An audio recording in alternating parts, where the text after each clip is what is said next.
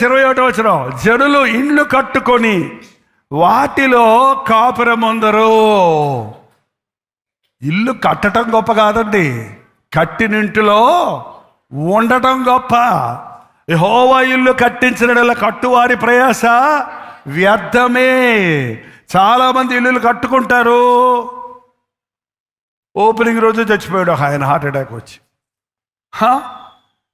ఇల్లులు కట్టుకుంటారు, అప్పులు పాలైపోయి సొంత ఇల్లు అద్దెకిచ్చి అద్దెంట్లో ఉంటారు కొంతమంది.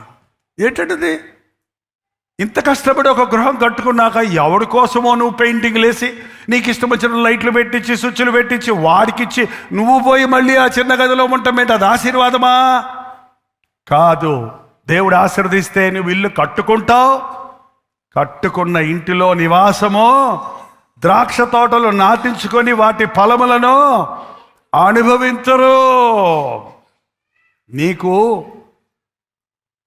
ఎన్నున్నాయని కాదండి, అది అనుభవిస్తున్నావా?